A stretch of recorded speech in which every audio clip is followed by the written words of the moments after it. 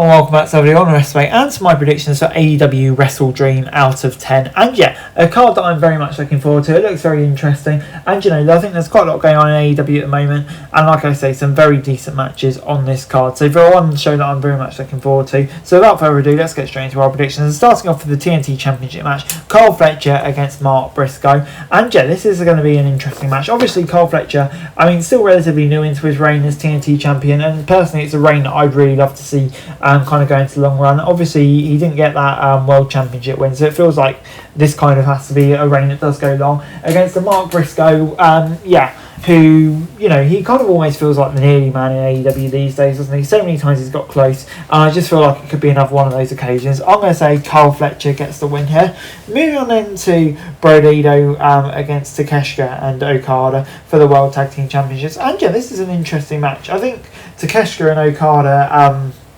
as part of the Don Callis family, could be a very interesting pairing as the tag team champions, but at the same time I really like Brodito as a team, and obviously Okada has his commitments as the unified champion, so yeah, I can't really see that happening, so I'm going to say it will be Brodito who retain their belts here. Moving on into the Young Bucks versus Jurassic Express, and yeah, obviously this is Jungle Boy's first match. He had a long hiatus away from AEW, taking on the Bucks, obviously someone who has a lot of history with Chuck and Luchasaurus as well. And yeah, it's going to be an interesting match, a 500k match. It kind of feels like the Jurassic Express really need a big win here to kind of re-establish themselves with the amount of time they've been gone for. So yeah, I can see the Jurassic Express getting a win here, and maybe the Young Bucks getting screwed over, which leads to another intriguing storyline for them. So I'm going to say Jurassic Express. Moving on then to Thekla, who takes on Jamie Hayter, and yeah, this is an interesting match. It kind of feels like the winner of this one could very much be in contention for a future world title shot. So yeah, I think this could be a big win that kind of both of these ladies need, in all fairness. So I feel like it is one that could go either way, but I just think with the way that the women's division is shaped right now, with Chris Statlander as a champion, and presuming she retains her title at this event, I can see Thekla coming away with a win here. I think she could be an ideal next challenger for Chris Statlander and really give her a big win. The Hurt Syndicate take on the Demand for what feels like the 5th pay-per-view in a row. And yeah, this is another one not quite interesting, but surely this is the end of the storyline. And I feel like there could be a bit of a surprise here.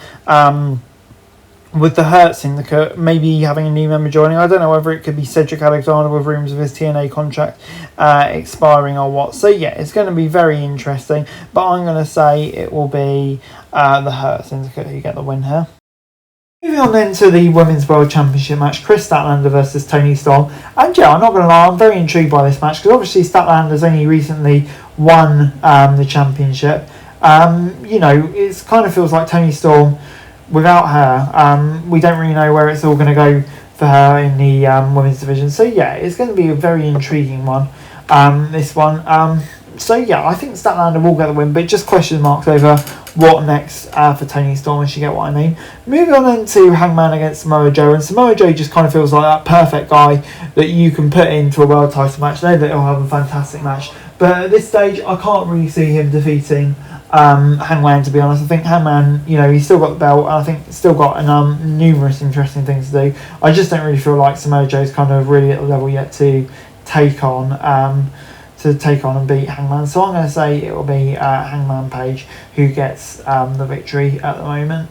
But moving on then to Darby Allin against Jon Moxley in an I Quit match. And yeah, this is going to be very interesting. It feels like after Darby got the victory, after Moxley got the victory at the last pay-per-view, it feels like this has to be a big win for Darby to re-establish himself as a top star in All Elite Wrestling. So yeah, I'm going to say it will be Darby who comes away from the win here. And you know, Mox saying I quit, I mean, it's a hard thing to imagine, isn't it? But it feels like it could be the start, maybe a time away from him. So yeah, Darby for the win. That's it for this video. Thanks very much for watching. Remember to like, share, subscribe, follow us on our socials, link in the description below for daily wrestling news, meme and content. Subscribe to our other channels on screen right now, that'd be greatly appreciated. Thanks very much for watching. Peace out.